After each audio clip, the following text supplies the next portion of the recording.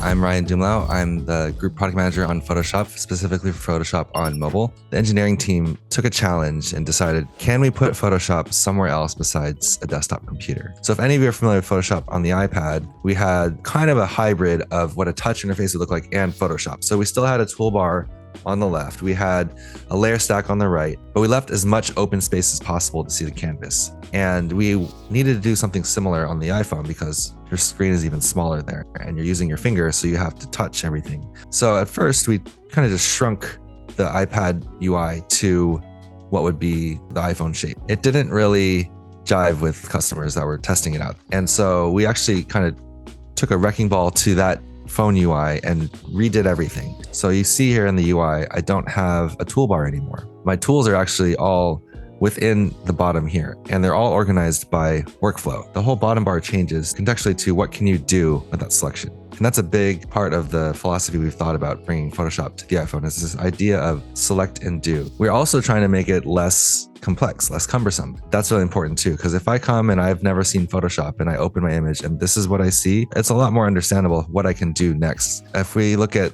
I would say, like the next generation of creators, those who are really starting to learn how to do creative image editing, are only using their phones these days. And so this kind of center target of who we're looking at is going to be someone who doesn't know Photoshop, who's picking it up for the first time on their phone. The UI may be different from the desktop, but the way that you edit, the way that you do things, it's still the same approach.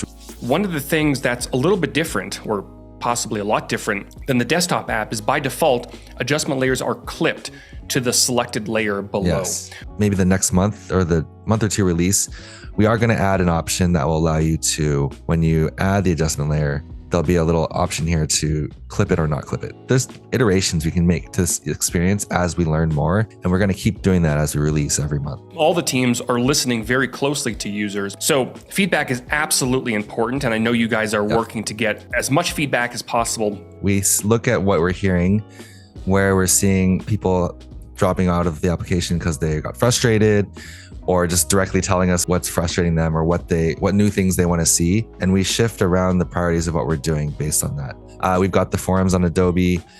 We do monitor social. If you guys end up tagging or commenting on Photoshop or Adobe's posts, we will look through that. You can go in and add feature requests. You can go in and upvote things that you want to see, like GIF support, for example. We are looking at this as well. So I'll do a little short demo walkthrough. So if I've got the home screen here, by the way, I'll note these are all cloud documents. All your documents will sync through and you'll be able to open up whatever you've done in desktop or web. Okay, so if I go in and I want to start with an image, I'll note you've got lots of different ways to start with an image, and I use Lightroom a lot too on my phone. And so I'm going to pick that one. I'm going to go in and pick this photo that I took, and it will automatically open it, import it, create a new document for me. Now we're in the user experience. Again, like I said, everything on the bottom is workflow based. The first thing we want people to do is to start with a selection.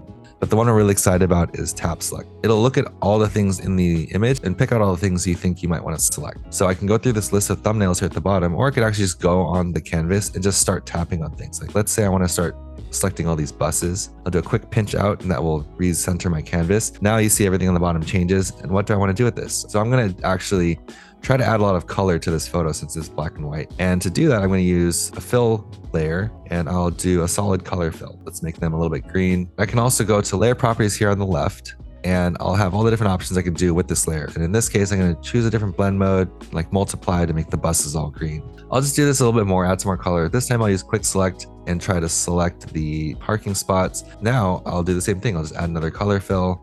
Maybe I'll make these ones pink, and I'll see, oh, I missed a spot here. So I can go back to layer properties and I go to edit mask, and I can continue adding on to my mask. With the selections right now, the way you can tell what's not selected is this checkerboard. We're adding the ability to switch through any of the different selection visualization options that you see on desktop, like selected mask. So that makes me so happy. I'll just do one more. I'll select this building here in the back. So I'm gonna add a type layer here. This part of Tokyo is called Shibuya. So I'm gonna use that as my text. So I can go through and choose any Adobe font. All 31,000 Adobe fonts are available to me if I'm a subscriber. Also, if you are using Adobe Photoshop on phone for free, then you still have a couple thousand fonts available to you for free as well. Cool, so I've got this font here. I'm gonna make it much bigger so I can kind of make this into a poster. Move it over here, make it black.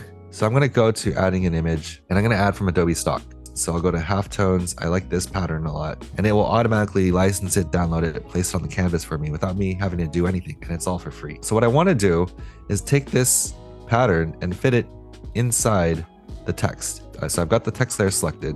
I'll go to select area and I'll pick magic wand in this case. So I'll go in and I'll start tapping just the inner parts of this type layer, and that's my selection. Now I'm going to go back to the texture layer that I brought in from stock.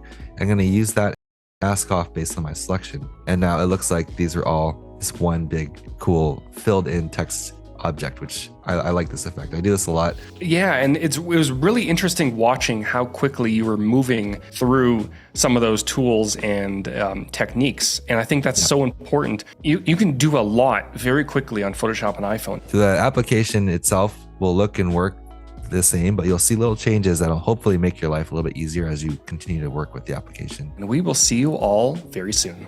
Thank you.